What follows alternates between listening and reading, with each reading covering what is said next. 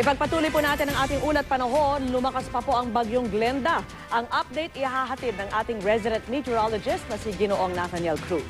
Mang Tani.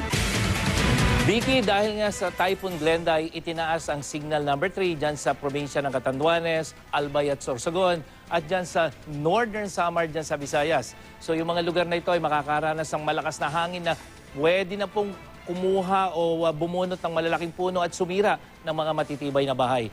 Signal number 2 naman dyan sa mga probinsya ng Camarines Norte, Camarines Sur, Masbate kasama ang Burias at Ticao Island, Marinduque at southern part ng Quezon. Pati na rin sa northern part ng probinsya ng Samar at northern part ng eastern Samar.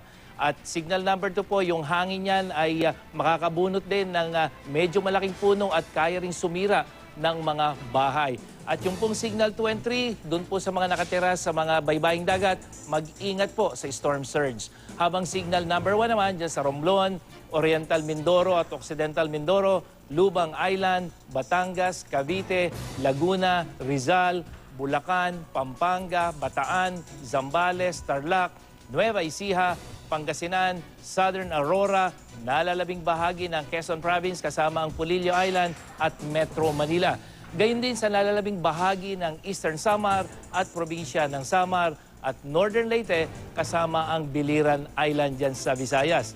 So ang hangin po niyan ay pwedeng sumira ng mga bahay gawa sa kugon at mga puno kaya pong sirain yan. At yung mga kababayan nating nandun po sa ilalim ng signals 1, 2, and 3, maging maingat po sa flash flood at landslide.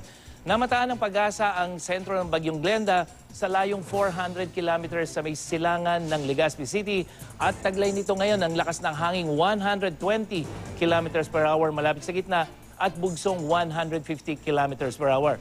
Kumikilos ito pakanluran, bahagyang bumagal ito 20 kilometers per hour. At posibleng ang maglandfall ang sentro ng bagyo dyan sa may Albay, Sorsogon area bukas ng gabi. Dadaan yan ng Southern Luzon at Miyerkules ng umaga ay inaasahan na nasa bahagi na ito ng Metro Manila, lalabas ng landmass ng Zambales pagdating ng hapon ng Miyerkules. Paalala po, maging I am ready sa baha at landslide lalo't maraming ulan na dala-dala ang bagyong Glenda sa mga daraanan nito, lalong-lalo na dyan sa Southern Luzon. Bukod dito, may gale warning pa rin sa eastern seaboards of Luzon hanggang dyan sa Visayas, kaya huwag muna pong pumalaot yung mga maliliit na sakyang pandagat. At yan ang latest mula sa GMA Weather. Ako po si Nathaniel Cruz. Magplano para sigurado, I am ready. Serbisyong totoo ng GMA News.